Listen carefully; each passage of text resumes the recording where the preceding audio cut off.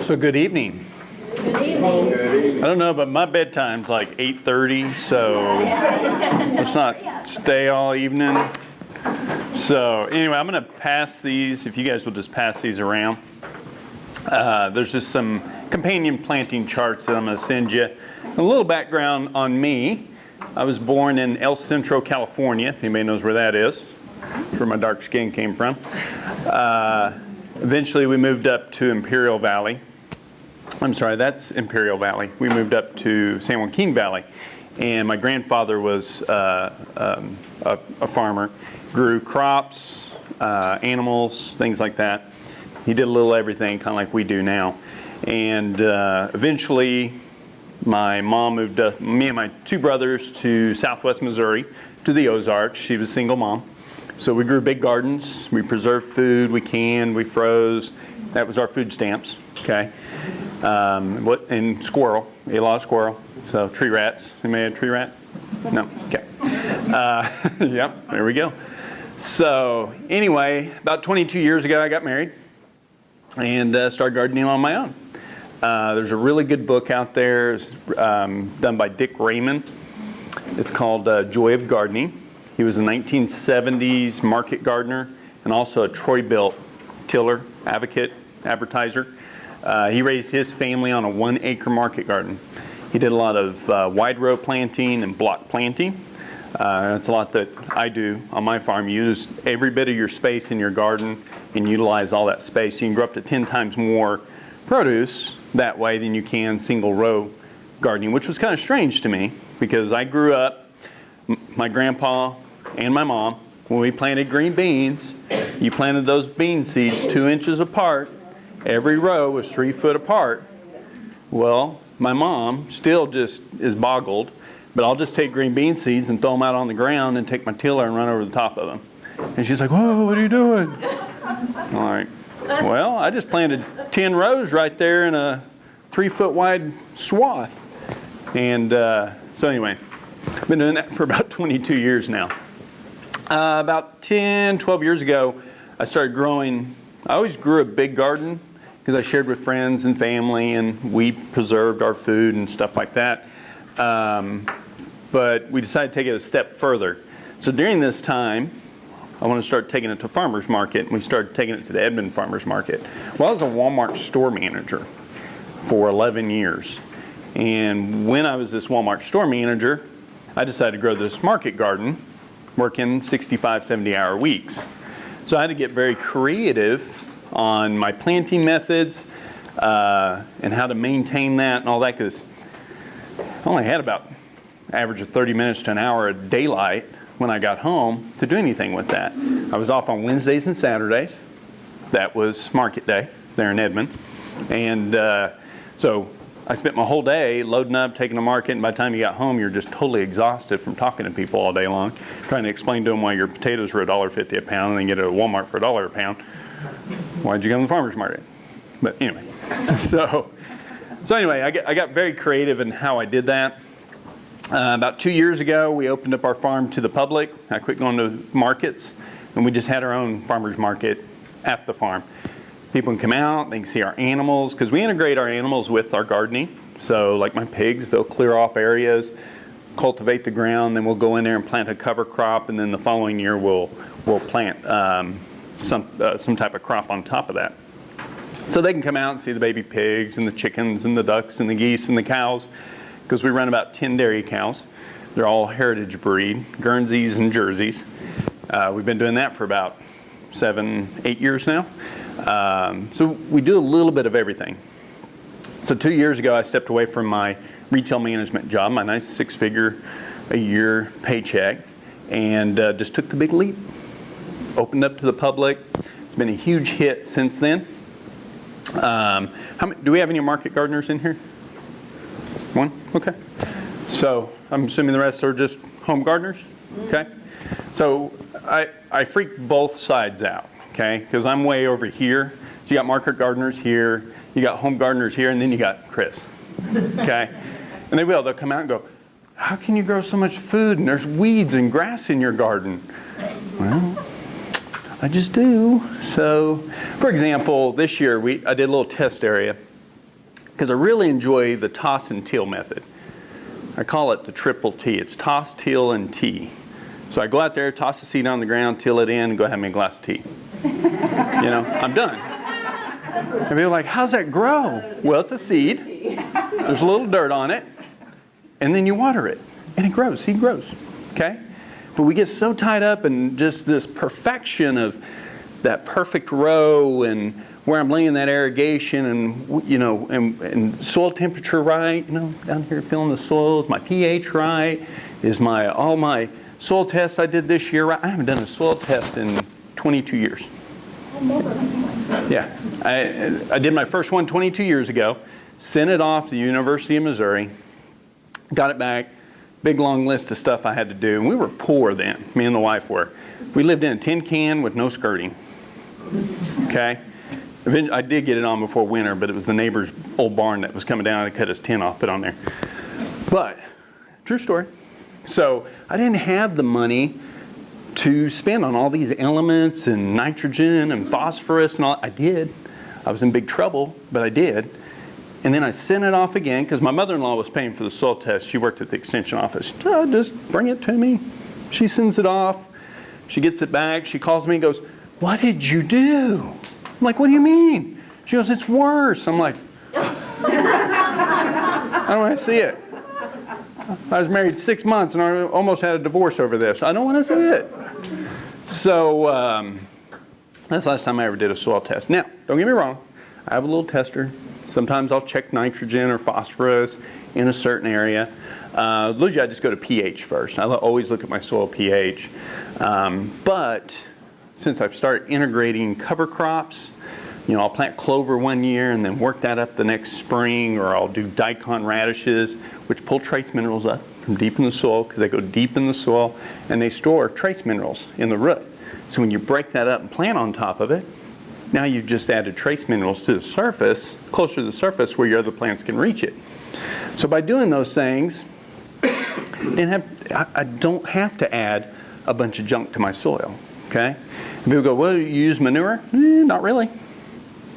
I use green manure from the cover crops. But anyway, a little bit about me.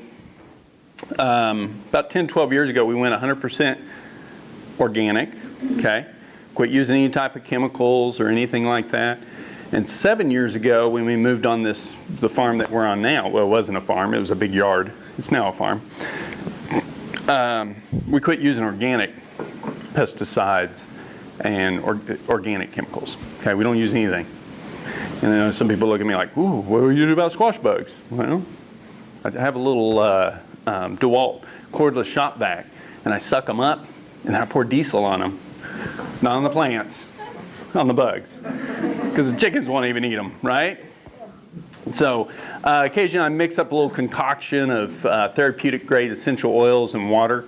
But literally for my 3 acres, it's a 32-ounce spray bottle, okay?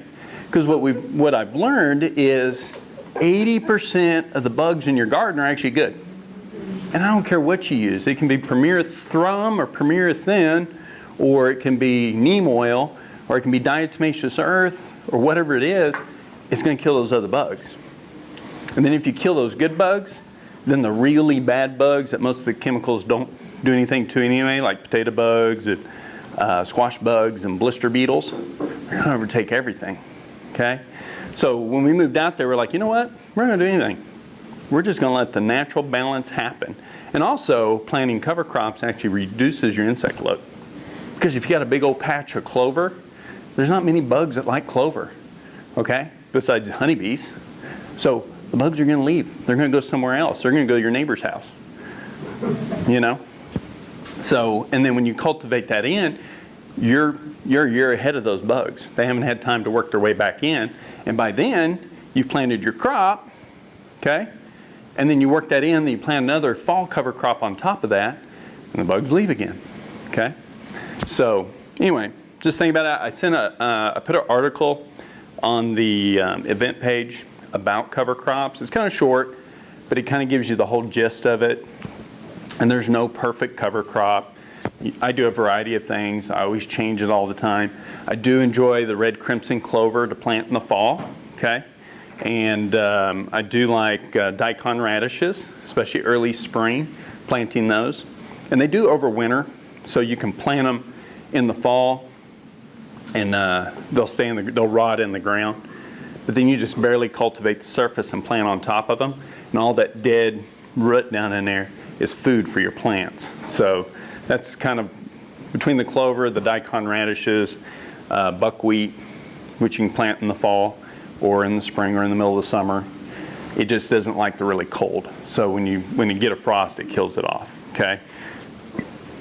What I think I hear you saying is that you don't ever have naked ground just sitting there for a season. No, not for a season, no. If I have naked ground, it's just because I haven't got to it yet. Yes, yes. Another thing I do, too, I let the ground rest every 7 years. So there's always a section of soil that just has a cover crop in it, okay?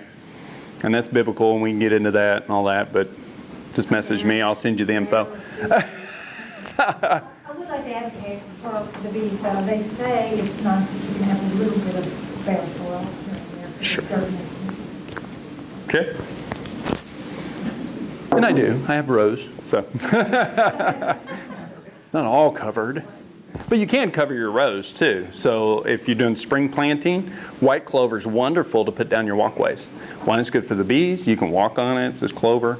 So my gardening classes I do every year, I always have those guys, I'm going to say guys, I'm going to kind of profile here, but they're big on their yard. Got to take care of that grass, got to get my fertilizer on it, got to get my pesticides on it, it's got to be greener than my neighbor's grass, okay? And we were talking clover, and this guy goes, oh, that leafy stuff that I kill in my yard? I was like, yeah, it produces nitrogen. So if I leave some clover in my yard, I don't have to buy nitrogen? Mm-hmm. Yeah. If you would just volunteer, I've always wanted that. Just volunteer clover is good for your Yep. They're all legumes. All your legumes store nitrogen down on the roots, on polyps. They do that because they're trying to feed their next generation. So the thing is with like weeds are, their whole mindset, unlike people, we think about ourselves, believe it or not. But with like a weed, let's say amaranth or pigweed, if you look at them, they got red veins going up in them. Anybody know what those red veins are? It's trace minerals, because they have a deep taproot, and they pull up trace minerals and store it, okay? Now, don't get me wrong, if it starts to seed out, you need to chop it down, because you don't want amaranth seed all over your garden. But before that, let it get as big as it can. Then chop it up. So what that amaranth is doing, it's storing trace minerals and food for the next generation, okay, for their seedlings, okay? So when it does that, it falls, it dies, then their seedlings can partake in that. But you can utilize that for your own garden too. So don't pull that amaranth up when it's that big. Let it get some size to it, and then chop it up, okay? Now, don't get me wrong. Sometimes I get behind, and I got pigweed everywhere. But my pigs like it. So I can just turn them loose and take off. Is amaranth not a desirable plant? I thought I heard something. It's edible. Is that what you're asking? Yeah. Yes. Undesirable or desirable? It's an edible plant, so you can eat it, yes. It's undesirable because the way it multiplies and it can take over your seedlings. It germinates very, very quickly, so it can choke out seedlings if you don't keep it under control. So, and I have that problem often, actually. So, but anyway, I mean, tons of weeds in your garden are very edible and very nutritious for you. So you got lamb's quarter. I don't know if some of you guys are familiar with that one.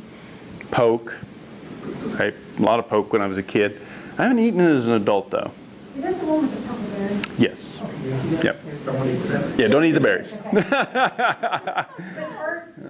Yeah. Uh-huh. And then Velvetleaf. You may know what I'm talking about. Kind of has a heart-shaped leaf on it, and it's real soft. Gets yay big. Anyway, it came here from China a long time ago, but it's called Velvetleaf. Puts off a little yellow flower, but it's the leaves actually kind of taste like cucumber, so they're very edible. The seed in the Asian countries is sought after big time. So they use it in different dishes. But yeah, when you start looking at what we call a weed, 100 years ago, they didn't call it a weed. It was just part of life. So today it's like corn and potatoes. That's all we eat. Not we, some people. So, but anyway. Yep. Oh, no, you're fine. You don't worry about, there's a no-till force coming along. What do you think of that? So I work the top 4 inches of my topsoil. That's it. I don't plow. If you get any deeper than that and you start working deep, now if I break fresh ground, I may go down a little deeper just to break that soil open so it can breathe. But then after that, I'm just working the first 4 inches of my topsoil. Yes. And 2, because I use cover crops and things like that, it's easier for me to amend that 4 inches of soil than all of it, okay? A lot of your feeding roots are right there at the surface anyway. Your deep tap roots are looking for moisture and trace minerals, and they're going to penetrate any hard ground below that anyway. We have a lot of clay here, which is very fertile, by the way. If you can get in there and work it, it's really fertile soil. So yeah, I mean the no-till, the layering, all that stuff, they're all good. It's just whatever you're set up for. So I've had a lot of friends, market gardener, or want to be market gardener friends are like, oh yeah, I'm going to do no-till. I hear it every time. I'm going to do no-till, I'm going to do the layering, I'm going to do this. But it is so labor intensive to bring in mulch and to layer that and all that. It's easier to just run through there, plant a cover crop, and then cultivate that cover crop in, get that green manure. Nice thing about green manure, your cover crops, you always want to work them in before they die because the bacteria start breaking that down instantly and it'll start feeding your plants instantly, okay? If it's dried, dead matter, like wood chips and stuff like that, it has to break down first.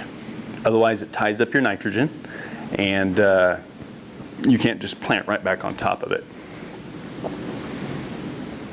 So for people who have raised beds, how do you plant the cover crop and work it in? So what I tell people is cover the whole thing.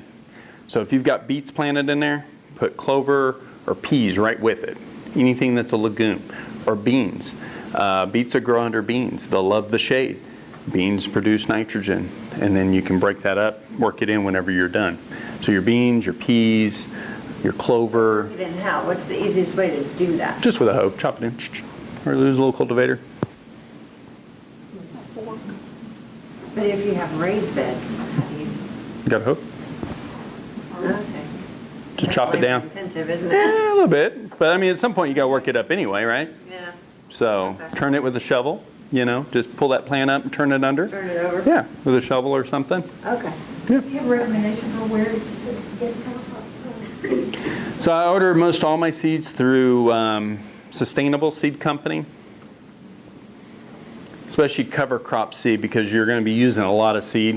And the nice thing about, since we're talking about seeds, I buy in bulk, but even before I was a market gardener, I still bought in bulk because I can get 5 pounds of pea seeds, like sugar snap peas, for $10 for 5 pounds.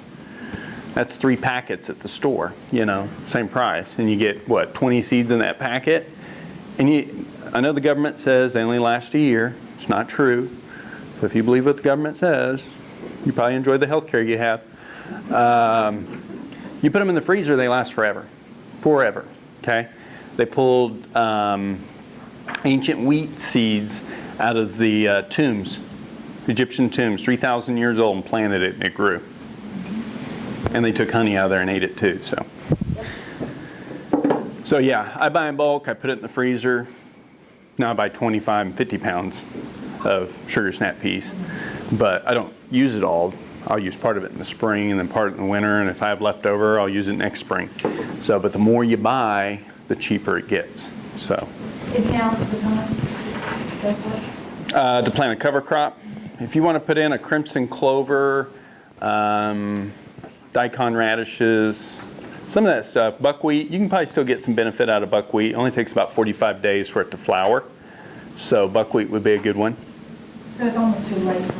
You're pushing. You're pushing it. So if you want to do like a ryegrass, an annual rye, and because it grows pretty quickly and you can work that in before winter. So, yes, sir. Have you done anything with Austrian winter peas? Yes. Yep. How do they rate? They make a great cover crop. They're cheap. I mean, you can buy them in 50-pound bags at the feed store. When do they need to be planted? Right now. Last month? Yeah. Well, no, you can still get them in now. They'll withstand a frost. So your sugar snap peas and your Australian winter peas, they will withstand a frost, and the winter peas will actually come back throughout the winter. So sometimes we can plant them for the cattle. Do you put an inoculant on those? Nah, you don't have to on the pea. So you could if you want to make sure it germinates well. If it was a cow pea, I'd say yes. You'd probably want to inoculate it because they're really hard and hard to get started. But typically not with the winter peas. Is there any kind of crop that combats Bermuda at all? Yes. So I'll tell you my Bermuda story. Oh, good. So about The whole backyard needs to be done. Yeah, that's what I did. So about 4 years ago, my wife, through the company she works with, won a trip like 10 days to Hawaii. Who goes to Hawaii for 10 days, really? So she goes, leaves me home. So I'm like, what am I going to do? It's February, right? I was like, I'll take the disc and disc the backyard a little bit. I just roughened up the soil. And then I took 10 pounds of purple top turnips. So purple top turnips you can plant now. They grow really quickly, and they'll grow on this carpet as long as you give it water. So I just broadcasted purple top turnips out there, and I'd done a little reading about them, about how they can, because the greens are like 19% protein. And I was thinking, that'd be good for cows. But would it change the flavor of the milk? Well, come find out, there's a bunch of organic farms in Canada. That's what they plant for their dairy cows. So I took this area, it's a little over an acre, and I broadcasted these purple top turnip seeds in. I hated turnips, by the way. Could not eat them, because my mom would eat them like apples when I was a kid. And just the smell of a turnip just turned my stomach.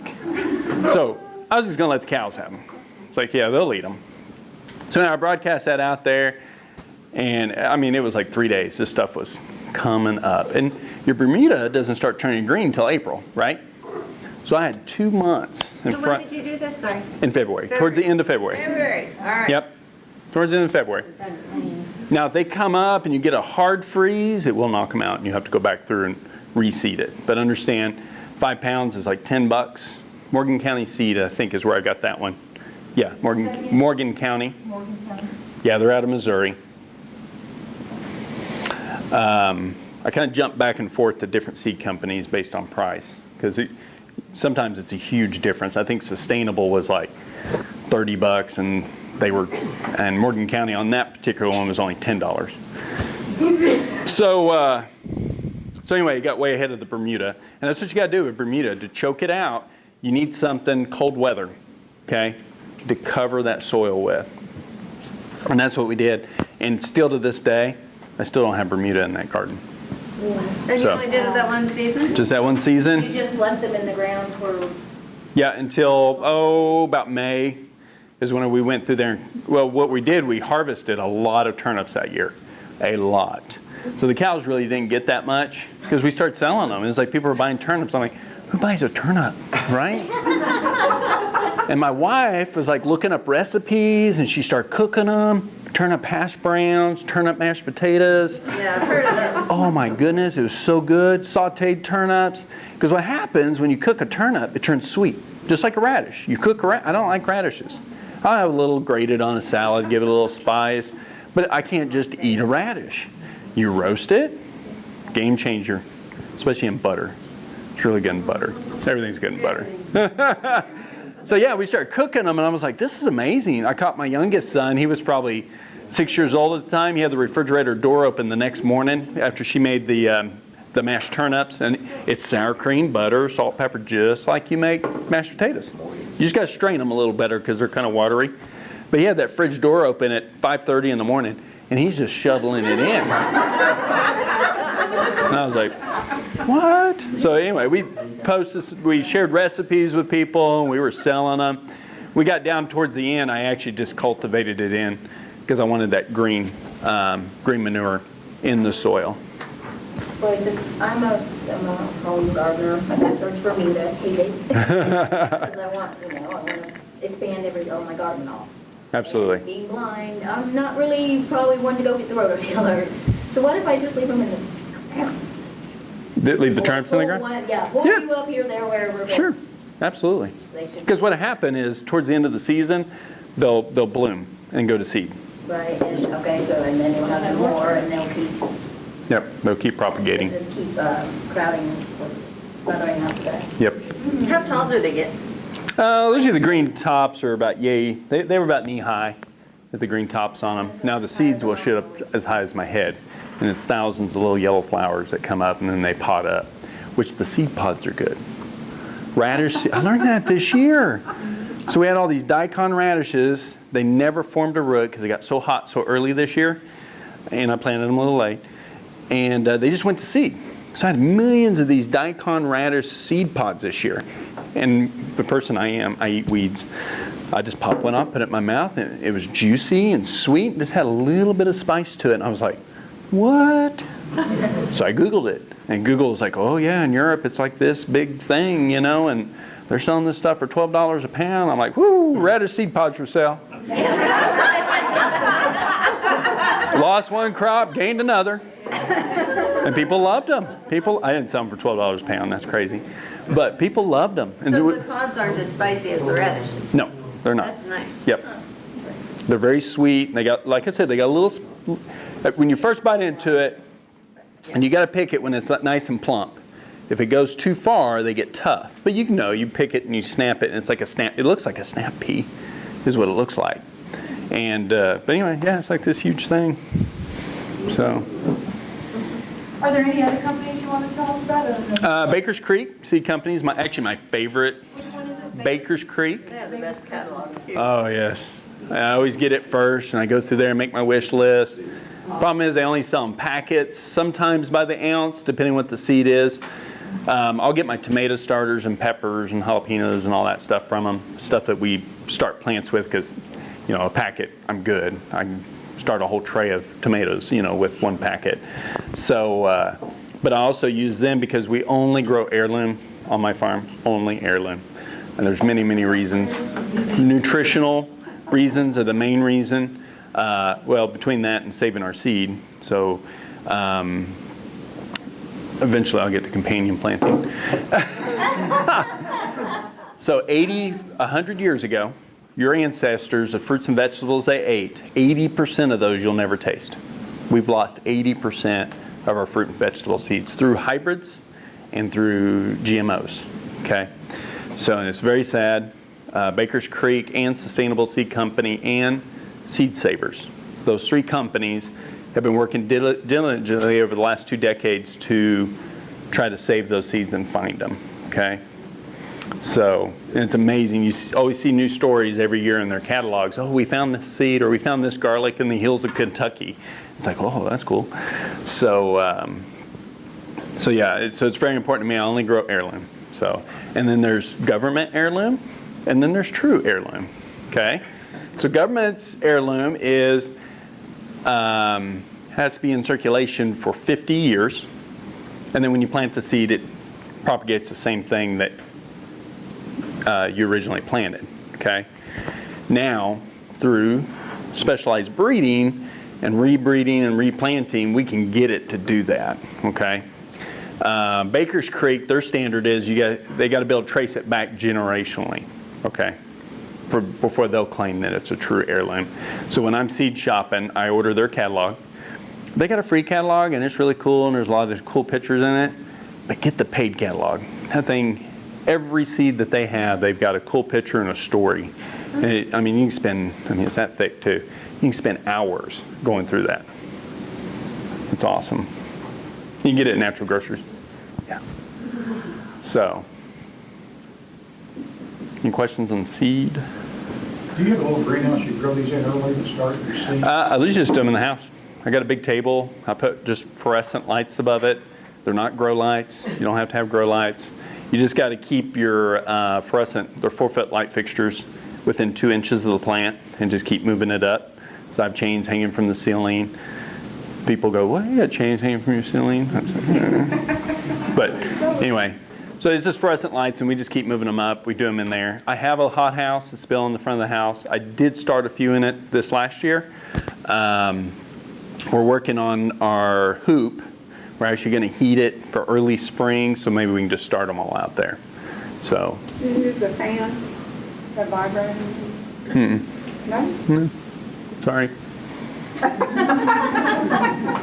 You said so they don't stay tender. Is that the reason? Are you Toughens them up. pushing a hand across them, or Oh, I'm always knocking around, so. just to make the stem strong? Okay. So they're Yeah. not it keeps us alive. Right. That makes sense.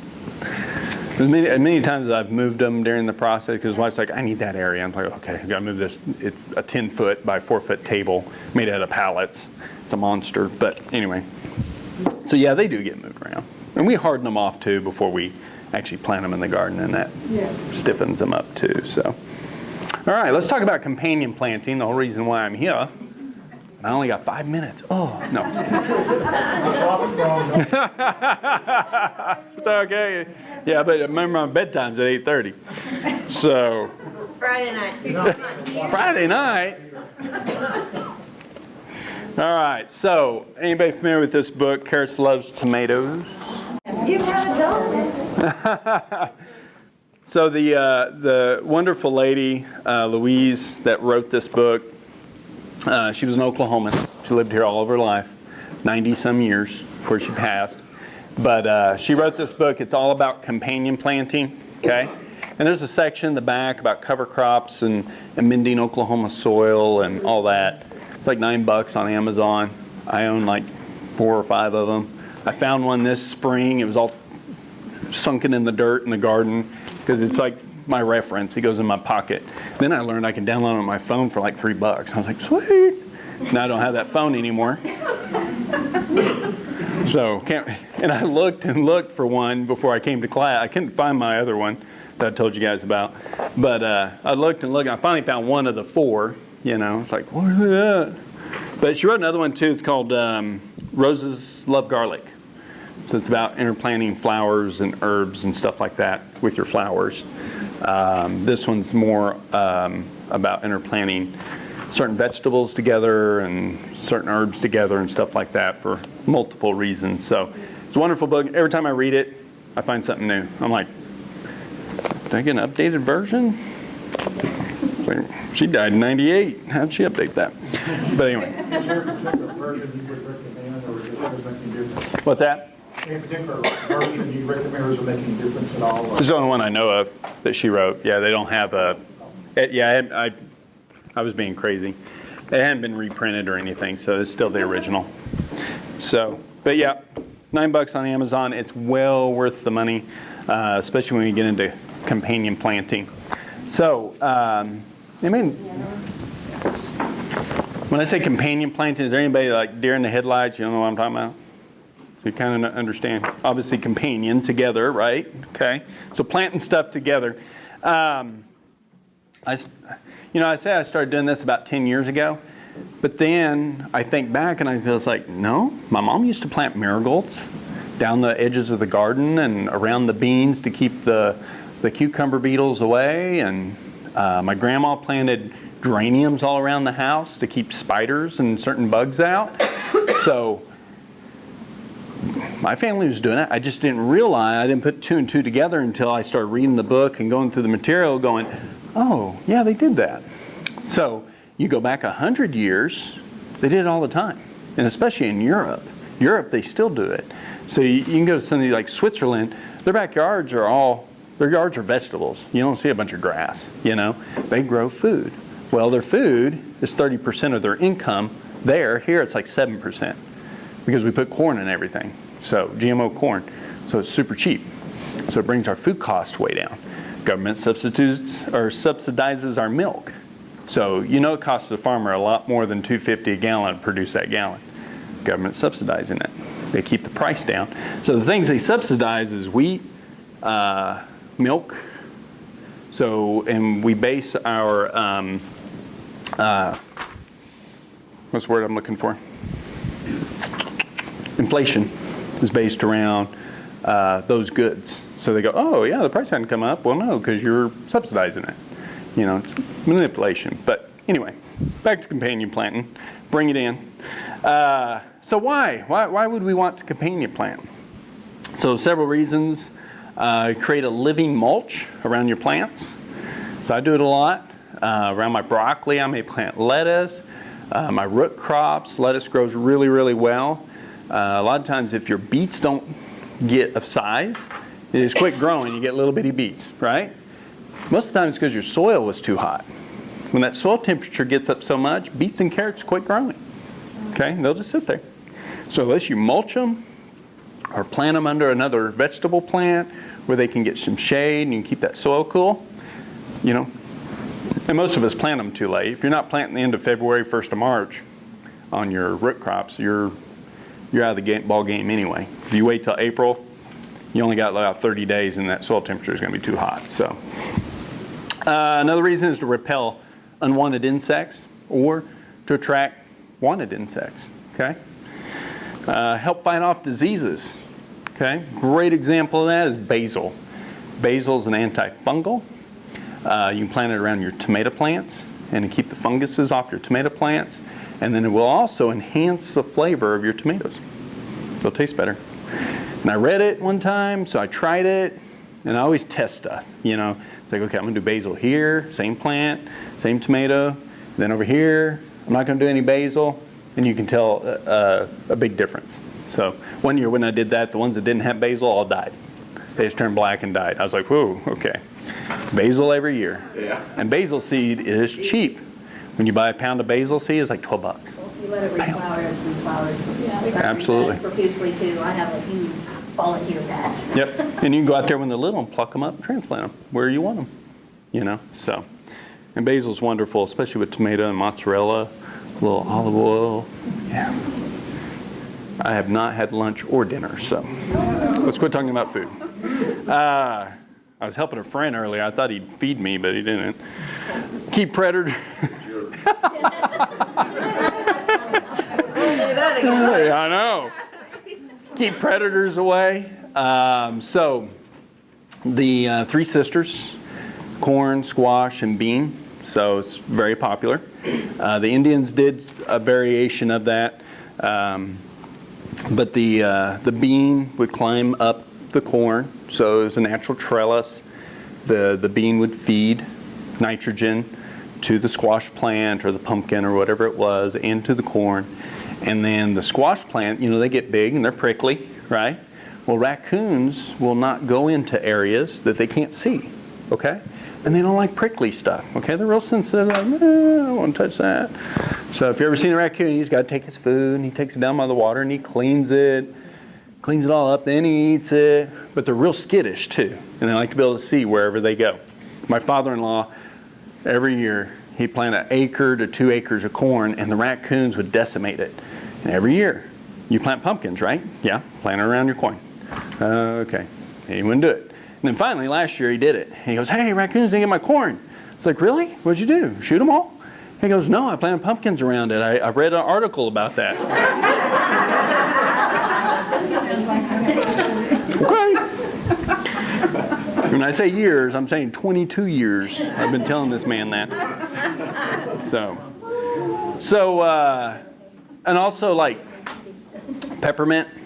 Rabbits do not like peppermint, neither do mice. Rabbits don't like onions and garlic. When you see my garden in the spring, there's onion everywhere. I take onion bulbs, I'm planting squash, there's onion there. If I'm planting beans, no, sorry, not with beans. But in the middle of my beets or lettuce or whatever, there's onions everywhere, okay? And same thing with onions, it's a bulb thing. So when it gets too hot, it quits growing. So you see these guys that get great big onions. Well, one, they probably planted them in November. But two, you gotta keep that soil temperature cool. So if you plant it with other plants, we were pulling, when we were harvesting watermelons in August, we were pulling onions out of the watermelon patch. Because when I planted my watermelons, I planted onion all along the drip irrigation. My first drip irrigation experiment went over great. But I'm sitting here looking at my drip irrigation, and watermelons are planted 20 feet apart. One plant every 20 feet. Well, my drip irrigation has a slit in it every 8 inches. I'm like, I'm going to be wasting a lot of water. I've got to do something about that. So I went down to there and I planted onions and dill. Okay? So dill kept all the cucumber beetles away.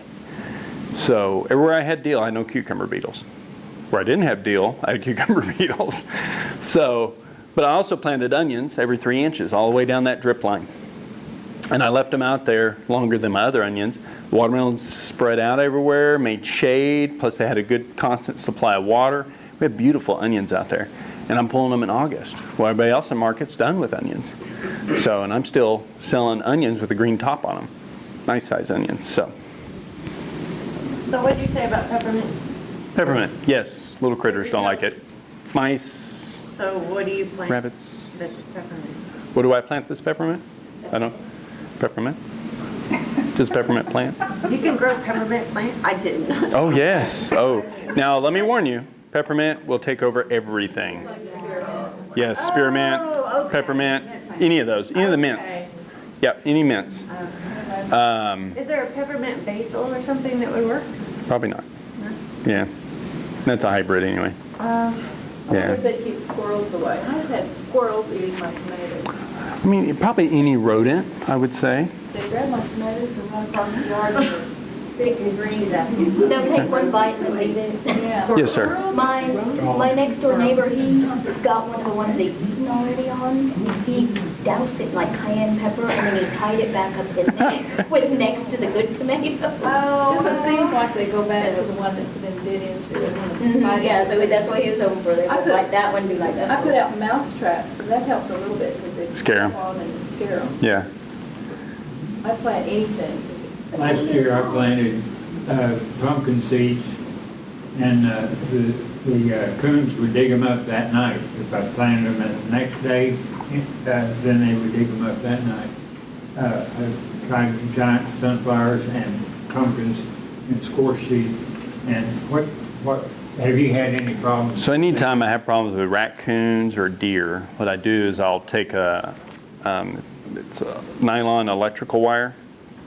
I use it for my cattle too, and I'll just put it down. If it's raccoons I'm having a problem with, I'll put it about 1 foot off the ground. If it's deer, I'll set it up at 8 foot, and then I'll take molasses and rub it all over the wire, because they'll come up and lick it. Hot water. And both raccoons, but you got to put something sweet on there. Otherwise, they'll jump over it, or they'll dodge under it, or something like that. But if you make it sweet, they'll go and try to eat it. Whereas for rabbits, too, you just have to go down a little lower, or they sell this really short electrical netting. It's called Premier One is the name of the company I order from. But it's the same thing. It's designed for like rabbits and squirrels and things like that. But it's short, so you can step over it, you know, type thing. But if you add some molasses in there, make sure it's organic. If you're going to give them molasses. Anyway, but yeah, just put a little molasses on there, and then they'll come up there, like rabbits will bite it. They're like, woo, and then they'll do a little flip and take off. But raccoons and deer are very, very skittish, and they remember stuff. So typically with the deer thing, it's 2 years before they come back to my garden. And then I'll start seeing them again, or they'll start eating something again. I'll go up there and set up the wire. It's temporary. I've got a little plastic step-in post. I'll put it in there, and I'll just rub molasses here and there. And they'll come up and lick that, and you don't see deer tracks for a year or longer. Usually, the last time it was 2 years before I started seeing them again this year. So, but like I said, raccoons are the same way. They're very, very, very skittish. All right. So another reason a companion plant is to feed other plants. Okay? So now, not always is it feeding. It may just improve the vigor, the growth of the plant. So beans, anything that's a legume, bean, peas, clover, whatever, all those feed nitrogen to your other plants, especially if you plant them together. So anytime I plant corn or sunflowers, I plant pole beans. So literally, corn seed in the ground, pole bean in the ground, okay? In Kentucky Wonder, pole bean is a stringless pole bean, okay? The settlers used it when they settled the West, and they took it everywhere they went. Very, very prolific, and it will grow everywhere, okay? But you get a ton of beans off of it. But I never have to fertilize my corn because I plant beans with it, so they get a constant supply of nitrogen. Your legumes, just so you know how it works, pulls nitrogen out of the air, so it filters it, which is poisonous for us to breathe anyway. But then we scatter it on our gardens. Anyway. But it's poisonous for us to breathe into our lungs, so it's filtering that out of the air for us, and it stores it in these little polyps on the roots. Okay? They use some of it, and then they store it for their next generation. So are all beans about the same, or are there some really super ones? So I like peas, especially snap peas and snow peas, because peas produce as much organic matter in the root system as they do on the plant. Okay, they have a very, very extensive root system underneath there. So when you're in there and you're cultivating that in or breaking that up, you've added all that, you get double the organic matter than you would out of a bean.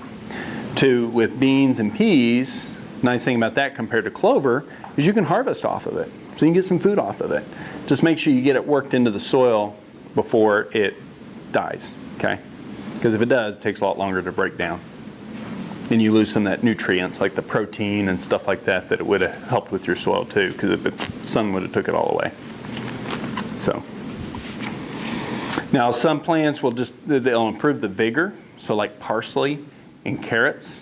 So when I do wide rows of carrots, like the width of these tabletops, and I just broadcast seed, just handfuls of seed, and then I just tap it into the soil. I have this, it's patent pending on my tamper, so if you get on Facebook, don't be copying it. But made out of cedar. I made it out of cedar because I made it lighter plus waterproof because I ain't going to put it up.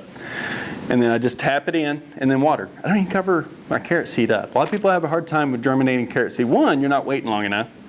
It takes up to 21 days for carrot seed to germinate.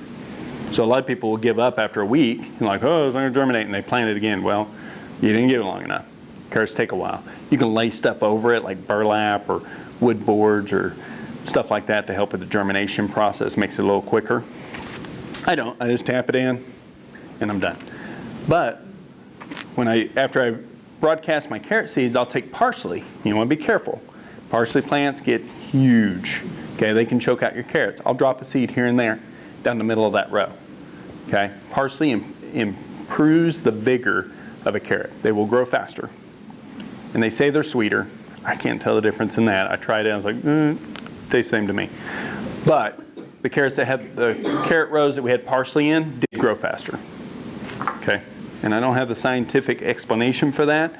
And probably scientists don't either because they don't do much research on this. But I bet you God will tell us one day. And be like, yeah, I did that on purpose. And you look at a parsley seed and a carrot seed, they look exactly alike. So there may be a reason for that. Just a quick question before I forget. When you're doing your onions, with companion planting, are you broadcasting onion seed, or are you actually physically planting sets? Bulbs, yeah. Or bulbs? Yeah, bulbs or sets. Yeah. So I kind of experimented this year with onions. Now with the watermelon patch, I got down on my hand. I'm a lazy gardener. I do not like to bend over. Now, if there's a cucumber ready, I'll bend over and pick that cucumber. But for weeding and planting and stuff like that, I want to do it from up here, okay? And I don't have fancy planters. My planter is my hand. I just broadcast seed and till it in or tap it in or rake it. Just raking seed in will do it too. But with the onions, I got down on my hands and knees and I planted along the irrigation line every 3 inches. I did do that. But for my wide rows of onions this year, I took the bulbs, because I buy them by the bushel, and I scattered them on the ground. I was like, I'm going to till those in. And I tilled my bulbs in. And then next to it, I did my conventional, I do a checkerboard. So I'll do, it's like 24 or 30 inch wide raised heels is what I do. And I'll space the bulbs out every 3 inches, and then I'll do it like a checkerboard in between, every 3 inches in between. Kind of understand what I'm doing there. That's typically how I do it. Very, very time consuming. Very time consuming. But I'm getting a lot of food in a very small section by doing that. And then, depends how early. Usually I plant my onions in February. I usually wait till about March, and then I'll sprinkle lettuce seed in there and then tap it in. And people are like, you're smashing your onion tops? Yeah, they'll pop back up. It's not a big deal. I'll tap it in. I'll usually rake the soil a little bit, usually with a claw or a garden rake. Sprinkle the seed and then tap it in and then water it. Then I get a living mulch around my onions. And that's what's wonderful about lettuce is it has very, very shallow roots. All their nutrients is coming from the top of the soil. Most of your other vegetables are down lower. So they're not fighting for nutrients in that soil, okay? Lettuce makes a great companion for almost anything. So. Can you not just plant those at the same time? I mean, your onions. Well, but if you plant first or second week of February, Right. and that lettuce comes up and it freezes, it's going to kill it. You're going to have to start over. So I just wait. Now, if you want to wait and plant your onions later, you can, but you won't get as big of bulbs. So, kind of one of those things. I usually scatter my planting of onions out. I'm usually not done until April. Because when I planted my watermelons is when I planted those onions, and it was in April. But it gave me August onions too. So. Do you do anything like trellising, so like your cucumbers? Or No, you just I used to. it? Yeah, I used to whenever I wasn't doing 3.5 acres of garden. Trellising's wonderful with cucumbers because you gain more space and stuff like that. But anymore, I just plant it on the ground, let them crawl. So, and you get less sunspots on your cucumbers when you do let them crawl too. And then I don't have to weed in there because the plants block out all the sunlight, and I don't have to get in there and do any weeding or anything. When you trellis it, you got to keep, under there weeded I because. used to plant something under there. Oh, okay. Regular. It's a wonderful companion. So. I have birds pooping on them. It's okay. It's just the idea of it being there. So I put up some fishing line across the top Yeah. of the trellis, and the birds would land on it once or twice. and now freak 'em they out. bother me. I got you. And that spinach comes up everywhere. New Zealand spinach. Oh yes, I love that New Zealand. It's the first time I grew it was this year. It's good. Yes, And you it'll can come back. yeah, and you can grow it all summer long. So What's the best sweet onion? yeah, I usually buy the mix, and yeah, I don't have a specific onion. Those little round flat ones, I forget what those called. Starts with a C. Anybody help me? Real long funky name. Cipollini or something? Yeah, that's Cipollini or something like that. Those are wonderful. We do the Texas sweets and they're usually Yeah, I think that's what my mom used to grow. They don't get what? They don't get great big. Of course, I plant them later, so. Right. Yeah, and I don't eat the blossom. The blossoms are awesome. Usually, but one year I grew the red and I picked off the blossom and ate it like I usually do, and it gave me the worst asthma attack Oh. I've ever had. So yeah, I So learned. now I'm kind of like wary of. Yeah, I learned the blossoms on the onion are like really sought after at the high-end restaurants. So I tried them last year. I was like, well, I'm gonna try that. Cook with them. It just takes a little bit of blossom, and you get an amazing onion flavor in your dishes. So garlic's the same way. Like they call them whips. You take that center whip out and then cook with it. It's a real strong garlic flavor. So there's so many things that we waste. So, but we just don't know. Sometimes you just got to eat that radish pod and go, is that any good? I learned ground cherries. Anybody heard, there's a weed called ground cherries. In my yard a couple of years ago, they just came out of nowhere, but somebody said that they're kind of dangerous. You're not. No. No? No. They're like, Now, some people will get the, what's that other one called? You don't want to get the two mixed up. No, the plant actually looks different. It's, thorn. yeah, the thorny It one. looks like a ground tree, but it has. Yes. Yeah, the thorny one you do not want to eat. The one that's not thorny, smooth leaves, smooth stalk, and it has it's in a little pouch. But you want to wait for them to fall off. That's when they're ready. So when they hit the ground, they're ready. So, and they're wonderful. When you eat them, it's like, not that excited about it. But when you cook with The it, little dried pods that fell off. yeah. So, I was fascinated, but terrified. yeah, I'm on a Facebook group with like 12,000 market gardeners, and people were on there selling these things for $20-some a pound. And I'm just like, what? That's when I went out there. I was like, I'm going to try one of these. I popped it in my mouth. I was like, that's not bad. What So, is your Facebook? Providence Farms. Providence? I took a bunch of pictures of it. I haven't posted it yet. I need to do that. Picture mine. So living mulch, we talked about lettuce. You can use spinach the same way. You can do lettuce around your tomatoes or your beans or broccoli. I mean, it's kind of an endless thing you can do with that, but especially your root crops. We're talking beets and onions and things like that. Radishes, same way. So your radishes get real hot and spicy and split when the soil temperature gets too hot. Plant a little lettuce in there. Make that living mulch. So you can pull that radish and harvest your lettuce. So every year in my spring gardening workshop, we always go out and we plant. I plant, they watch me. I call it my never-ending salad garden. So it's a little, probably the size of one of these tables, a little bit wider, and we'll take beets and spinach and maybe some green onion, some lettuce, carrots, whatever you like in your salad. Maybe even a little kale. We'll put in a little shaker, because that's how I started doing my wide rows. Is I just use an old spice shaker. You just got to make sure the holes are big enough for the beet seeds to get through, or whatever your biggest seed is. And we'd go through there and we'd sprinkle that. And I always tell them, you want to sprinkle it like your pepper and your potatoes. Unless you're a guy and you want the top of your potatoes black, then back off. But just sprinkle it on there, and then we tap it in, rake a little dirt on it, and water it, and voila. And then you're harvesting a salad out of that all season long.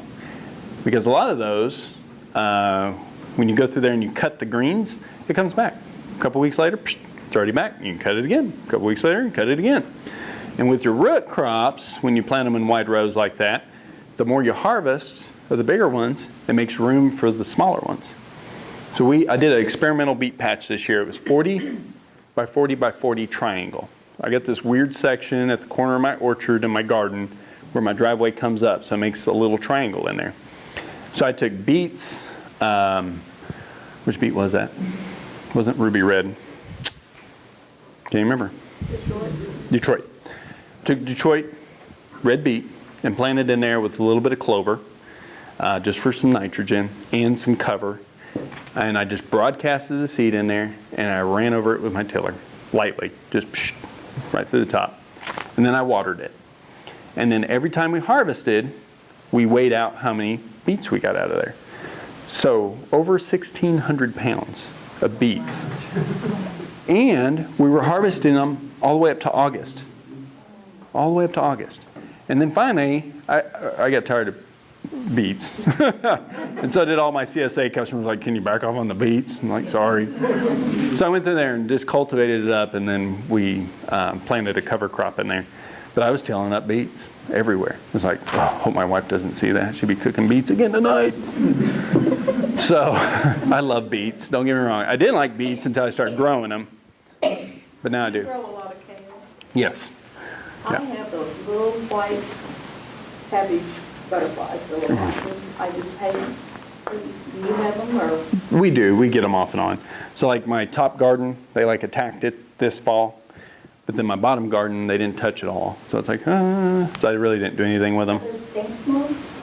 They're cabbage. They're cabbage. Yeah, they're cabbage worms. They leave a little larva. I didn't think they were the same. Yeah. So DE, diatomaceous earth, they have to consume it. And it gets inside of them and dehydrates their insides. Can be harmful to other bugs. But typically with your cabbage family, it's usually just cabbage worms on there anyway. You can take a little peppermint oil, make sure it's therapeutic grade peppermint oil, something that's consumable. And that's like 10 to 15 drops per 32 ounces.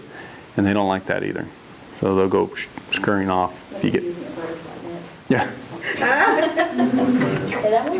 Yeah. And then Good spray 'em. exercise too, huh? Yeah, there you go. It entertains my husband.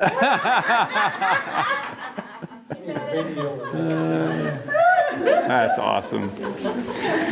So yeah, I mean, there's some natural remedies that you can use on those. I keep replanting anyway, and usually they congregate in one area and they'll wipe that area out first.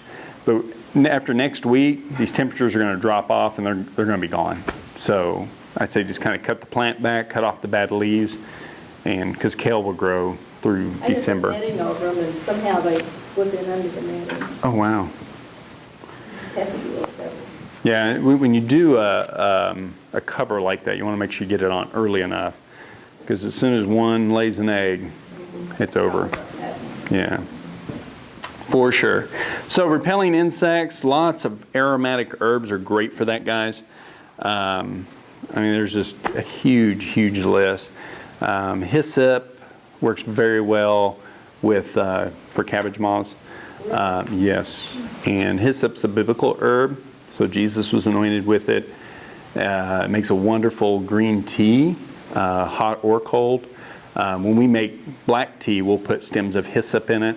It's great for respiratory, for colds. There's all kinds of medicinal properties in that too, and culinary properties too. Yes? What reading I've done about companion plants for beans, like green beans and whatnot, the only thing I found is horseradish and marigolds. Do you have any recommendations for companion planting with beans? So with beans, potatoes. No. So beans and potatoes ward off each other's insects. So the beans ward off the potato beetle, and the potato wards off the Japanese whatever beetle, little striped and spotted one, so that attack those. So if you can grow those together. I plant them next to each other. So a lot of times we'll plant, so the other problem with that too is you got to plant potatoes in February to get nice sized potatoes before the soil gets too hot. So usually the end of March, 1st of April, when I'm starting to heal my potatoes, I'll go through there and sprinkle some green beans down through there and then heal them up, and then they'll come up in the middle of that. So sometimes I get green beans off of them, sometimes I don't. And if I don't, it's okay, because they were there to serve a purpose. So they're going to supply nitrogen to your potatoes, and they're going to help keep the potato bug load down. Now, don't plant green beans with your potatoes and then send me a message next year and say, I had potato bugs and I planted the green beans. Just think about how many you would have had if you didn't plant the green beans. Okay? You really don't know, so. But it does work, because I've done test crops. Over here, green beans. Over here, no green beans. And the load of potato beetles were much, much higher on the other ones. So another one I do, there's a study out there back in 1971 at the British University on companion planting sunflowers and corn together. Okay, they ward off each other's insects. So the one wards off the armyworm, or the sunflower wards off the silkworm, and the pollen from the corn wards off the weevil from the sunflower. Now, through experimenting with that, you can't just plant any sunflower and any corn together. You have to look at your harvest dates, okay? Now understand that sunflower needs to be in bloom when your corn starts to silk. So if you get them close to the same harvest date, you'll be okay. So usually I do mammoth sunflowers with my field corn, like my Bloody Butcher, or I have an Aztec corn, I forgot what it's called, because they take over 100 days to set. Now your sweet corn, you want to find a shorter variety of sunflower and plant with those. So something that's around 70 to 75 day bloom. Okay? So if you ever see my corn patches, you'll see alternating rows of sunflowers and corn. Oh, the British study, what they did was they did test plots everywhere. They had a 50% reduction in insects and a 50% increase in production on both the sunflower and the corn. So, why don't we do that today? Mass farming. Why don't they do that? So some sunflower stalks are kind of prickly. Does that help keep raccoons? Probably not. No? Probably not. You need something bunny, because they can just walk around it. But we don't do it because of the mechanical process that's involved there. We can't mechanically harvest it nor plant it. We could probably mechanically plant it. They can change out seed discs and stuff like that. But then the chemical companies would be out of business. And we don't want that. So. All right. Again, I'm just touching the surface. Take that chart home. Make sure you study, look at that, do your own research, okay, and try stuff. Yes? You mentioned the oil a minute ago. Yes. Somebody recently told us to use lavender oil as a mosquito repellent. Lavender's good. We use a purification. It's called Purification Blend through Young Living, and it has lavender in it. It's got chamomile in it. It's got, I forget all the oils. It's Purification. Yeah. Do you order it by that brand name? Uh-huh.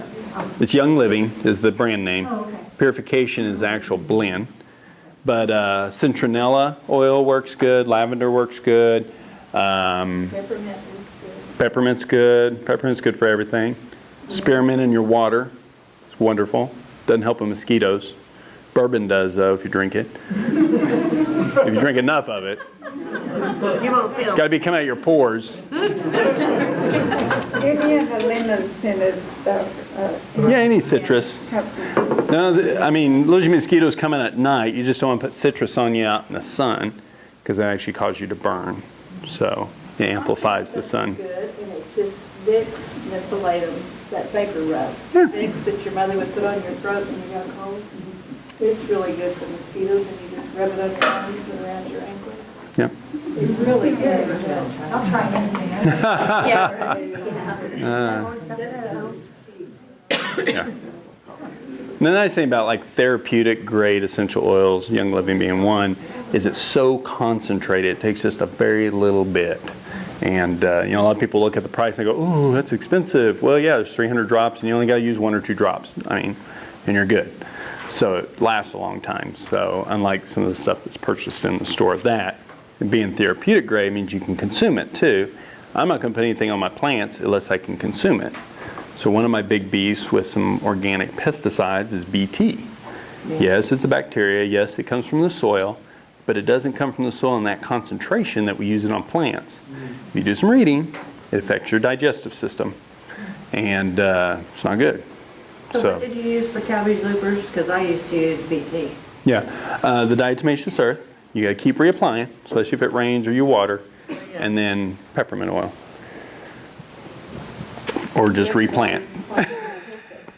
Hyssop, I'm sorry, planting hyssop. So the hyssop's perennial. It'll come back every year.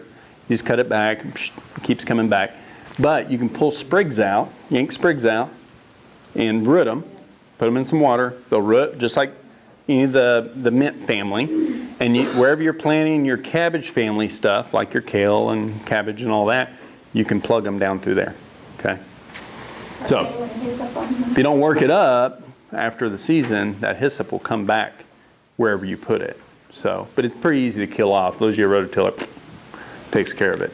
Do you have any suggestions for nematodes in your tomatoes? Nematode? No, not really. Well, I read in this old book, and they were planting periwinkles. Okay. And I've been doing it, and I think it's helped, but I don't know for sure. Yeah. Because I haven't, 2 or 3 years. Right. I mean, and honestly, hands off is what we've done the last 7 years. Now, if I have an infestation like a blister beetle or something like that, because blister beetle will take out, especially the striped, not the black, but the striped blister beetle, they come by the thousands, and they can have your garden gone in a day. So if I have something like that, then I'm busting out some diatomaceous earth or some essential oils. Sorry, Mr. Ladybug or Mrs. Ladybug, but got to get rid of those guys. So, and diatomaceous earth is not supposed to harm the ladybugs. Peppermint oil seems not to bother them either, but there is a lot of organic pesticides that will. So I'm trying to, and the ladybug is like way down here when you talk about beneficial insects. So that's another class. They're just cute. They're cute. Now their offspring is effective, but not the ladybug itself. Of course, you got to have her so she has her offspring. But there's a lot more, like the green lacewing. I mean, their larva is called the aphid lion. They eat twice as much aphids as the larva from the ladybug, and then the green lacewing, all she does is fly around and drink nectar, so really she probably help pollinate too. So there's so many other bugs out there so much more beneficial than a ladybug. So, like spiders, hate to say, but it's true. So we talked about basil a little bit, keeping predators away. We talked about I like mice. Mice don't like mint, and they don't like wormwood either. So wormwood it's an herb. If you guys ever used it? It's also an anti-parasite, wormwood is. So you can give it to your goats, if you have goats, or your dog, or whatever, and help keep parasites down in them. We used that a lot when we had a dairy herd. We talked about feeding plants. Carrots loves tomatoes, the title of the book. So the reason why they like each other is the carrots like the shade from the tomato plant. Okay, makes them longer, makes them sweeter, and all that. But when you're harvesting that carrot, carrots are pretty long, especially the ones I grow. You pull those out of the ground, you're opening up the soil there, and you're getting oxygen deep into the root system for the tomato.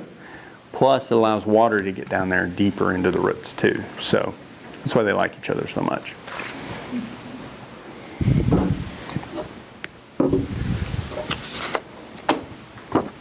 Questions so far? An unrelated question. That's okay. Kind of. It's about a carrot, though. That's right. Hey, that's related. It's a carrot. I let a lot of a row of carrots just stay in the ground. Uh-huh. And after 2 seasons, Right. they look I know. gorgeous. Beautiful. Yeah. So the carrot, where they've gone to seed, they do not look like the carrot seeds I started with. Because they have that fuzzy little. Yeah, they have a shell on them. Yeah, Oh, is that all it is? Yeah, they haven't been cleaned off. They're still edible usually. Big. Oh yeah, really big. But the seed, how do you get that shell off? Do you just I put them don't. in a sack? You don't? Mm-mm. I just replant them like that. Okay. Yep. I've got a lot of carrot seeds. They want Lot- That's what they do in nature. Yeah, what I'll do is I'll take that head and I'll just do this number Okay. when I'm planting and just let those seeds rain down. So, Yeah, I've enjoyed going. oh yeah. Gorgeous. Yeah, big old Uh-huh. thousands of little flowers Some of them are inside. pink and some of them are white, depending, I guess, on what color the carrot was. What Yeah. kind of carrot was it? Some kind of rainbow variety. Huh. The rainbow. Something Yep. fancy, yeah. Yeah, the rainbow variety. We like growing it just because we have kids out for workshops and stuff. And every carrot they pull up's a different color. Yeah. And you always see a look on it, that's not a carrot? My 4-year-old niece would not eat purple carrots. Yeah. Demanded orange carrots. So she wouldn't eat the purple one. Yeah, and when you talk about colors and plants and fruit and all that, I mean, the original color of a tomato wasn't even red.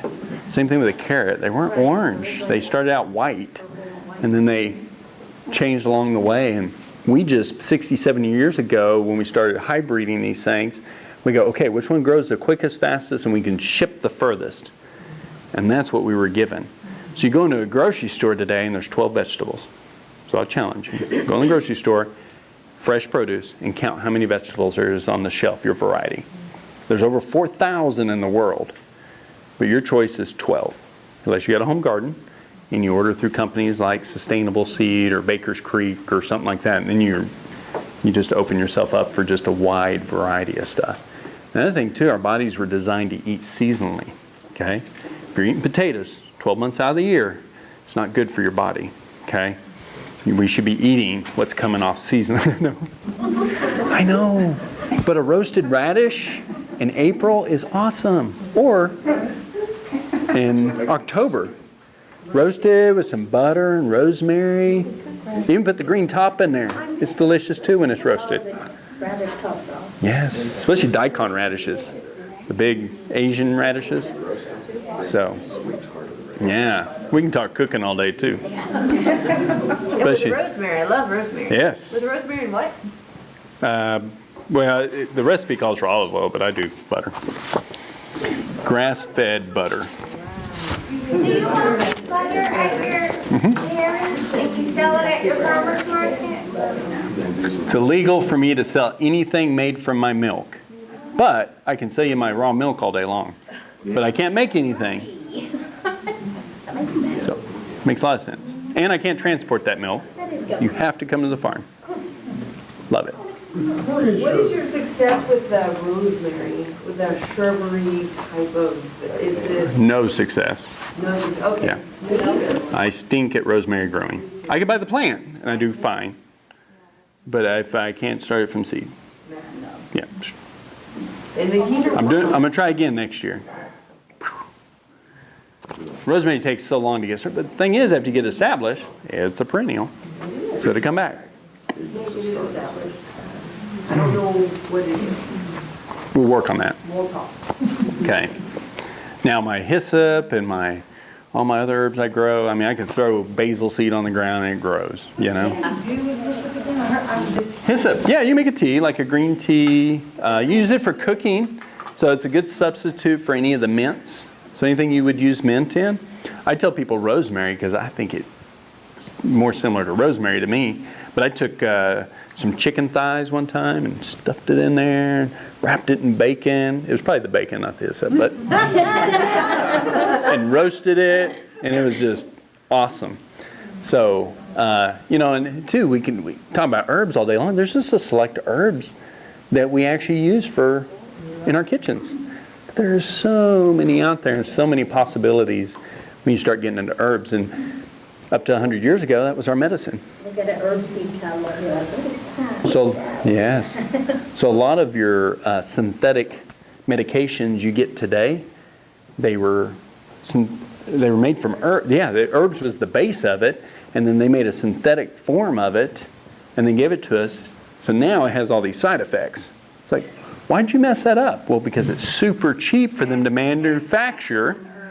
That's right. Super cheap for them to manufacture a synthetic form of it and then give it to us, regardless what the side effects is. I always love those commercials, bleeding and We want to deal with the original ailment. yeah. It's like, what? Yeah, explosive diarrhea. That's my favorite. My favorite. Especially in a public place.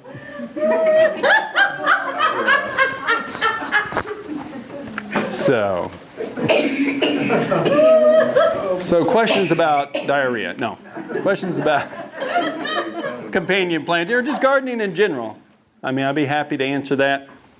I didn't really go over the chart. I meant to make space for that, but I talked too much. I have a question about irrigation. So like if you're doing your wide, not even rows, but long patches, are you just running one drip tape right through the middle of that? Or? So I'm just now doing that this fall. So I've got multiple drip tapes depending the width. So my 24-inch beds, I run 2.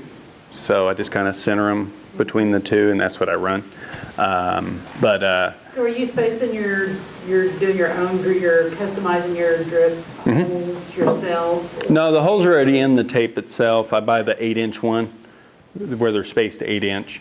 That way I get total submersion everywhere, since all my plants are like, you know, because when I planted my broccoli this year, I just broadcasted seed.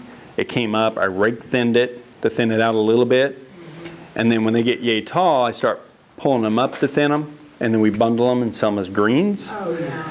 And until I get to 8 or 10 inches apart for the plants. And then a lot of times when I get to my 8, 10 inches apart, just randomly throughout the bed for my broccoli, the thing with that is very little weeding, like almost none, if you get good germination to start with. Then I may go back through and put some lettuce in there on down the sides or something like that. So this year is the first year I've actually played with the drip I irrigation. think we're going to go to like a 30-inch, and that's why we're just kind of wondering, like, you know, 2 drip tapes, if that would be enough to So they, irrigate. if I remember right, they go out 10 inches. High, too. I think it goes out 10 inches from the tape. So if the tapes are 10, 12 inches apart, probably 2 tapes would cover that. If it's the 8-inch Yeah. spacing in that. But yeah, just read on there what the diameter of the water. Can you share like where you're ordering your? Yeah, DripWorks is where I get my drip tape. It's so much cheaper than any of the seed companies or anything like that. I started out with a kit. That way I can play with it. So the kit I bought does 5,000 feet of irrigation. It was like $500. And that's where you cut your own length and everything? Yeah, you cut your own. They'll send it to you in a big roll. You cut it up. They give you enough starters and ends to do 40, 100-foot rows. So, yeah. Yeah, it was a great price. So, and they sell smaller kits too for smaller gardens or, you know, whatever. I do a lot of flood irrigation because, especially in the spring, because we build them up on heels. That way we don't get washout If it rains hard, it just runs down the side. So I'll put little barriers in there every 10, 12, 15 feet. And I put my rows at the angle where it flows downhill just slightly. So not quite level. That way it all runs to one end. And I do little barriers, and then when it hits that barrier, it's right at the top of the bed, so it soaks in there. That bed works as a sponge. It won't soak down because it's too hard of soil, because you've been walking on it and all that, but it'll soak into that bed. It uses a lot less water than overhead sprinklers, especially in our wind. Oh, yeah. But yeah, I'm converting part of it to the drip tape. The only thing I don't like about drip irrigation is all the plastic, Yeah, that's. and then the waste that's involved in that, and all that. Splice a lot. Yeah. We always splice them. So I'm playing with it, trying to, cover it too, try to get more life out of it. But yeah. Tell us about your farm visitation hours. Can we come out? Wednesdays and Saturdays mornings. Right now it's 8 to 12. As it cools off, it'll be 8 to 6 on Wednesdays and Saturdays. So you can come out, you can walk through the gardens, you can buy produce, you can go pet a baby pig. If you pick it up, it'll squeal real loud. It's kind of fun. 14475 Southwestern Avenue, How far north of Edmond? Waterwood? literally 500 feet. Okay. Yeah, I'm just right there on the left, second driveway, wooden sign. Do you do eggs or anything like that? We do, they're just not laying right now.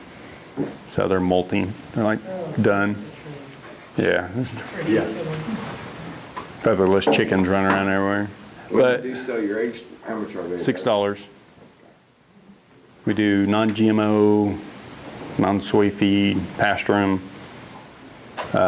We do meat birds. So my oldest son's doing it now. But his first butchering will probably be in 2 weeks. And then we got 2 more batches behind that. We haven't decided if he wants to do a 4th batch or not this year. Where are you gonna sell those at? At the farm. No, I mean, for the Oh, it's $6 a pound.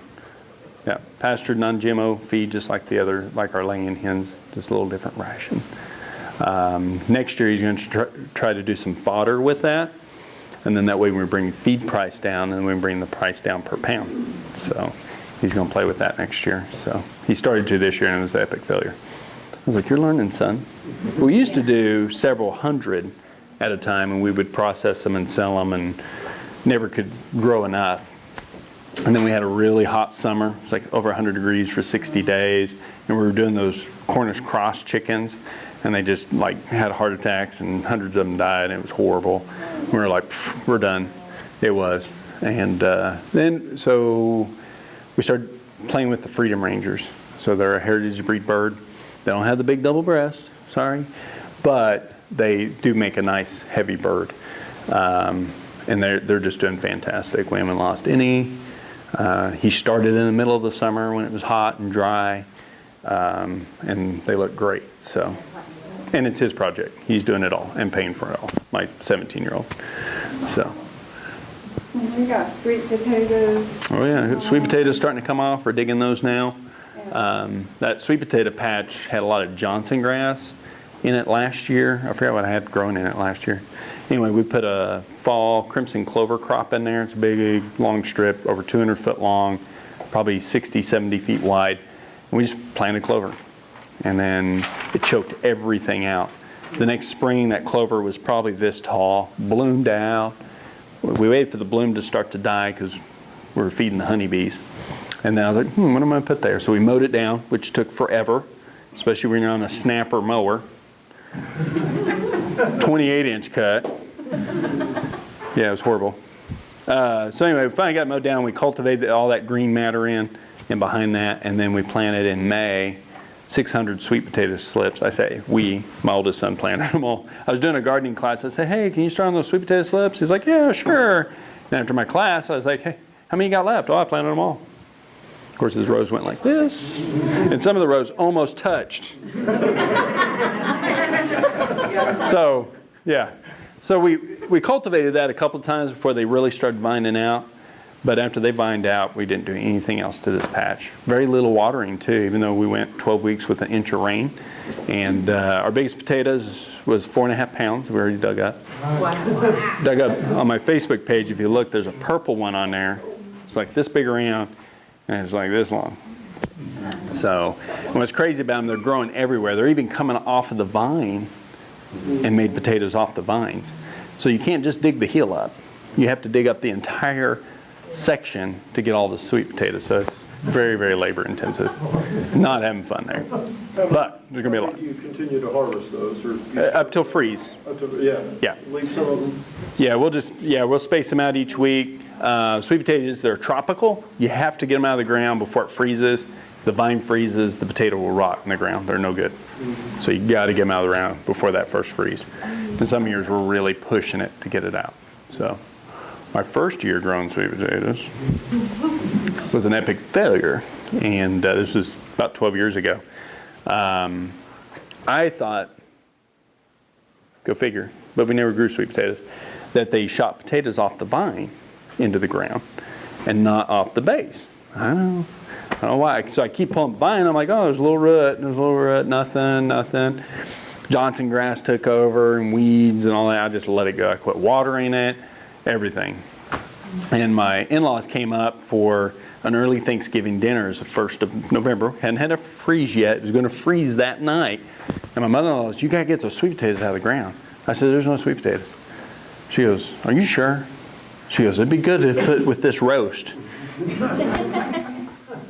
Took my shovel out there. I'm just digging around randomly, and I hit something. Felt like a rock. So I got down there. I'm like, I don't have rocks.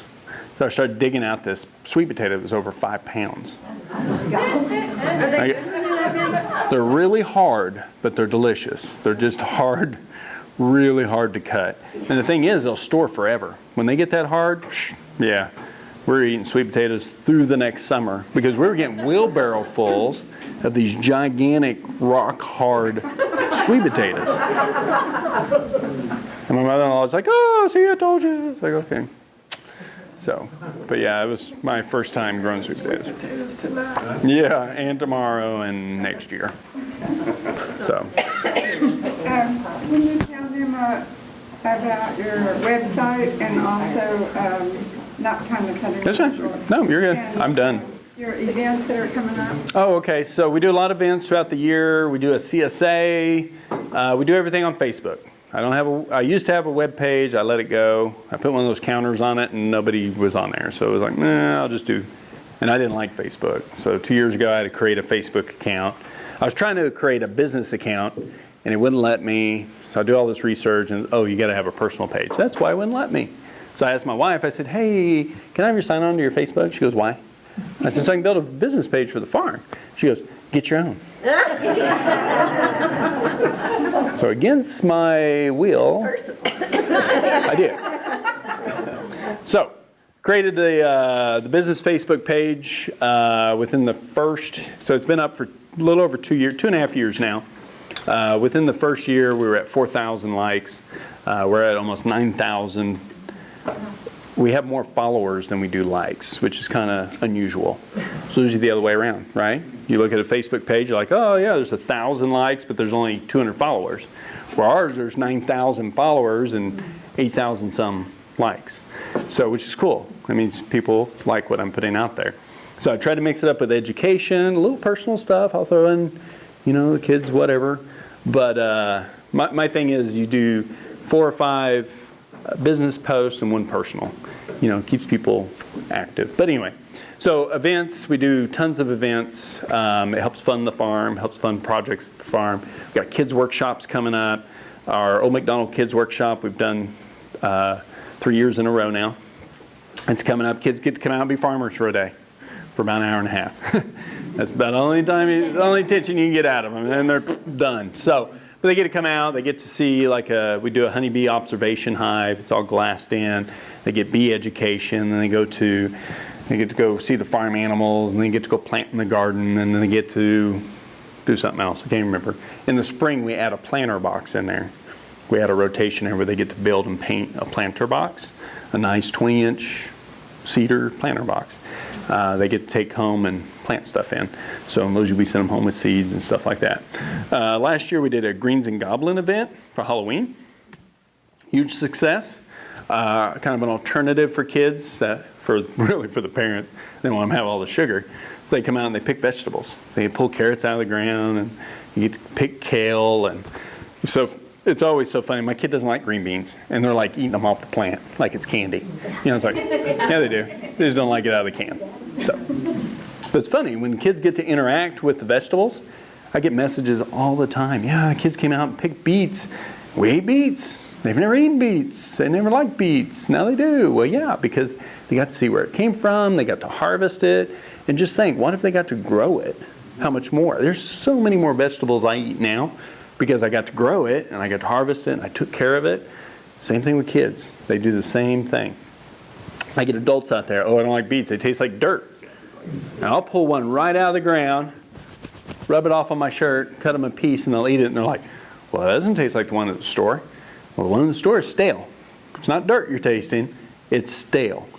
Big difference. Big difference. So anyway, it's huge fun. We got soap making workshops going on this weekend. Do it yourself. Soap.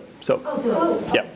We make milk soap from our raw cow's milk, and we use all organic food grade oils with that. So it makes a really luscious bar, and we'll add herbs and all. My wife does that. I can't make soap.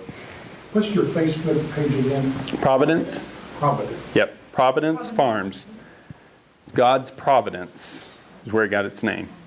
So, and then the do-it-yourself class, everything from making your own homemade deodorant to lip balms to bath bombs to whatever. That one's going on. It's sold out though. That one's going on tonight. She's doing it. No, she's done. She's probably drinking wine right now. It's past my bedtime. Man. So anyway, then we'll probably later in November we'll have more soap making, more do-it-yourself workshops.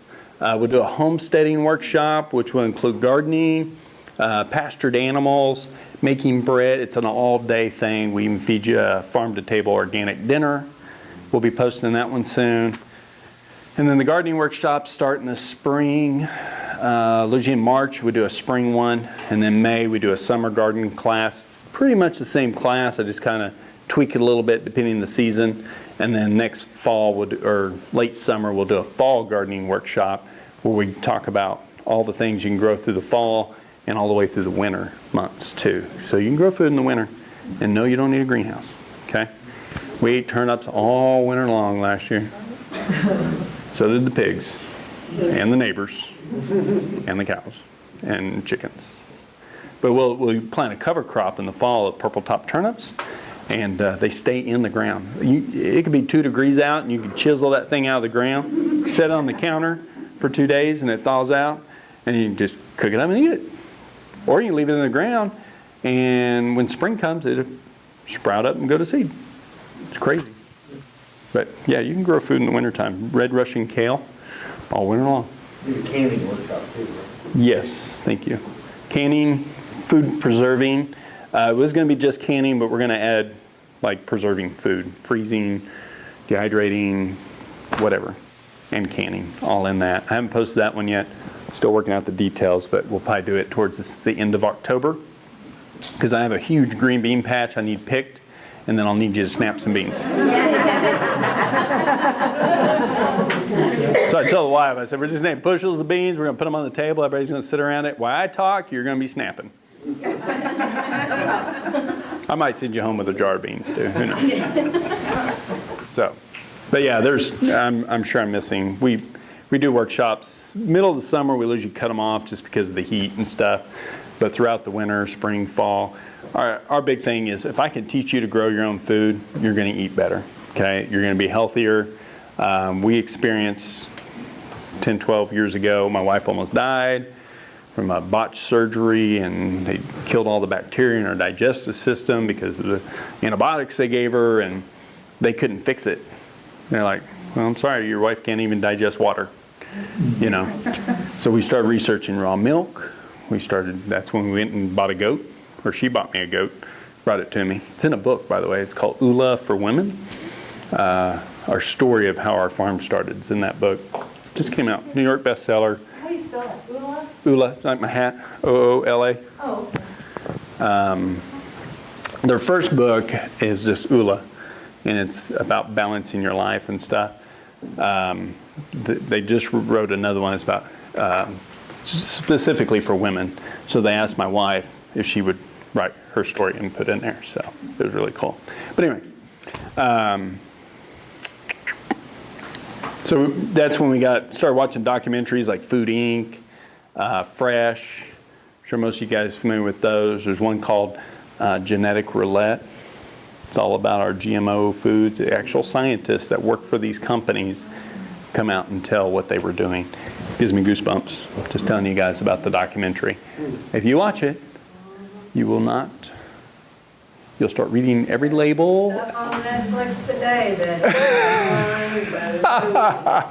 that. Nothing surprises me now.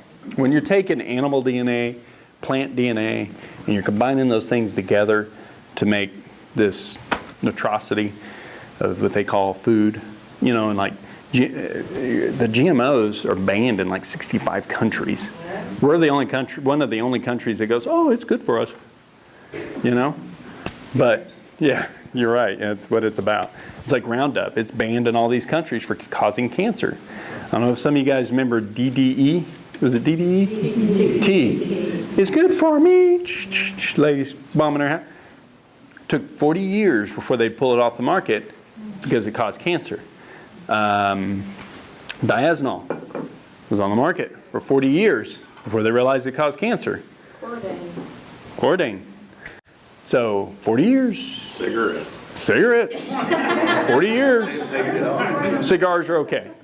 That in Arkansas, they just voted to ban it wasn't Roundup, but it's the next generation of Roundup because it filters, Drips, yeah. So it's all about money, so just be careful, guys. Be careful. If you can't consume it, it's got warning labels all over it, stay away from it. That's what I have to say. So even your dish soap, your wonderful Dawn dish soap, there's no ingredients on that. There's a reason. Okay? So there's plenty of alternative plant-based soaps out there that work just as good, or you make your own out of all natural products. So, and it's a lot cheaper. Laundry soap, when you make laundry soap, it's like 50 cents for a big old box of it. You know, well, it's a little more than that. But when you're buying it, it's been shipped everywhere. It's mostly water. I mean, and we pay these big bucks for this stuff, and it really don't work that good, and it smells bad too, and irritates your skin and all that. You can make your own natural laundry soap that pennies on the dollar. Yep. Do you guys teach that? Yeah, that DIY class we do, but you can get on the internet. It's on there. It's like borax, washing soda, baking soda, which are all elements. They're all natural elements that's mined out of the soil. A bar of Castile soap. You can buy it at any grocery store. It's pretty inexpensive. But Castile soap's made with a single oil, okay? And there's no perfume in it. Castile soap is getting more expensive than everything. It is, yes. Yes, we make it, so we make. I have a kind of tangent question. Mm-hmm. So, the soap, I know they have bar soap and they have powder soap. Like, is the powder stuff just ready to We make powdered, but we've gelled it before and made it into a liquid soap. The only problem I see with the liquid soap is it takes up more room, it's heavier. Yeah, well, I made The powder stuff works just fine. I mean, I'm clean. But what I had to do is I bought a bar of soap. I don't wear deodorant though, so. I use a vegetable peeler to break it down. I'm like, powder you work instead? Yeah, we make, I mean, we make both, but the powder one's typically what we use. Always, except for being blind, measuring the liquid stuff. Yeah, gotcha. Yep. You know, ever experimented like making wine or beer? No. That's probably that. Nor moonshine. Most of those are pretty easy to make. I mean, it takes a little time, but yeah, not yet. There's some things that it's just more convenient just buying a bottle. Yeah. Or your neighbor.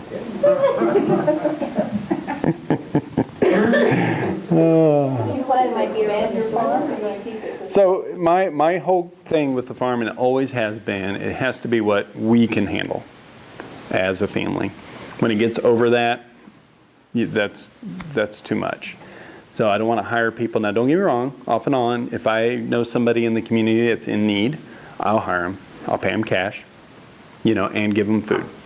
But other than that, no, yes, we'll expand. We'll do more variety of things, and we'll get better at it. But that's it. Well, it sounds like your son is really good. Yes, and that's my goal. So if it gets so if it gets expanded, then that means my son took something over, my daughter, they had children, and then they can do more, and so on and so forth. So yeah, that would be the expansion. If my kids decide not to do it, that's okay too. They all seem very interested and always have been. So, but we never made it a chore. So we don't have chores. We all have a job, and we all benefit from it. So our market, 30% of it goes back to the kids. So whatever we make at market, they get 30%. So the more stuff they pick, the more they put out, the more they sell, they know they're going to get more.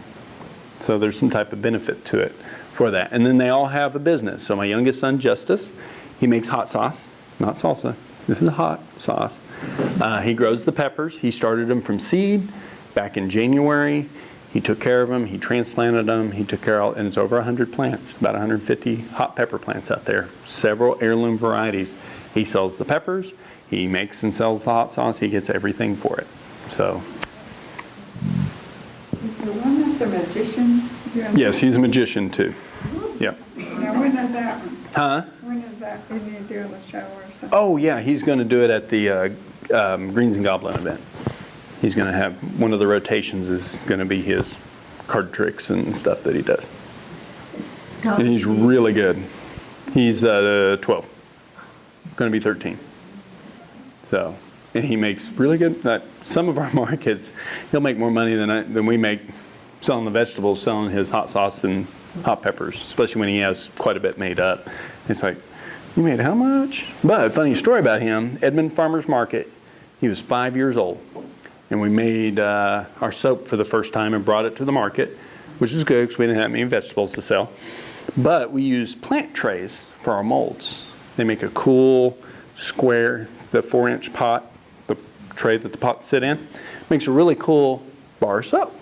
But in between the bars, you get a little section, about yay big, makes a perfect little sample bar, okay? So we just give them away to people. Here, take this home, try it, whatever, see how it lathers, and then come back and buy from us. So I put them all in a basket, and I handed them to him. And, the Edmonds Farmers Market, it's not big, I can see wherever he went. But I sent his sister with him. I said, you go with him, just make sure he's safe. Anyway, he's going up and down the market, and they're talking to people, and I'm helping people. And he comes back, basket's empty. Give them all away. Handed me over $100. I was like, Justice? What is that? He goes, and his sister goes, people are just start paying him for him. But then he started selling it $1 each, or 5 for $4, or 6 for $5, or something like that. He had a little sales pitch.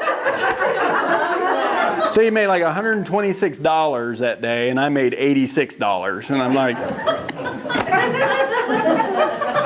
so ever since then, he's been that little marketer. And he can sell some hot sauce. And then people come up, I don't like hot stuff. They leave with 2 jars. I was like, can you come and sell some of these radishes? But yeah, it's good. We're loving it. Both me and my wife are both retired. She's retired from the Edmond Police Department, and I retired from 21 years of retail management, so 2 years ago. Can you have another kid? No more kids. 3's enough. Yeah. So. To send us their bad kids. They're like, I you need to send know. our kids up to your farm. Red flag. We're like, no thanks. We did a little bit, when we first started doing it, we did a little bit of that, and we learned really quick. When people are volunteering their kids, there's a problem. Now, if the parent will come out with the kids and do stuff with the kids, I'm fine with that. We had a family come today, and all of them were this tall. All 4 of her kids were that tall. I don't know if they're all the same age, but they were that tall. Minus one was real tiny. But they picked 2 bushels of cucumbers, 2 bushels of squash. They weeded. I was like, it was about noon, and they were hot. And I was like, guys, it's getting warm out. So loaded them with vegetables. They were just so happy to just come out and do stuff. So yeah, if the parent wants to come with them, then I know it's okay. But when it's like, hey, can I drop my kid off? No. I was volunteering me as the kid. Yeah. Oh yeah, I got you. So yep, good stuff. Anything else? So if you have questions, things come up, just message me through the Facebook page. If you're on Facebook, you want to friend me personally, it's Chris Webster or Farmer Chris in the asterisks. Feel free to do that too. A lot of times I don't post stuff on the business page that we have. I'll put it on the personal page because it's like, okay, 1,000 people I want to put it out to, or 9,000 people. We'll do 1,000 first. And then if I can't sell it or give it away or whatever it is, then I'll put it on the business page. But like our raw milk, I don't put it on the farm page because I barely keep up the customers I have, but if I have an influx of milk, I will put it on my personal page. So. What if you're not on Facebook? You got luck, Eric. Just got luck. They were the real world, all right? His wife kicked him off. I don't blame her though. All right, well thank you guys so much for having me.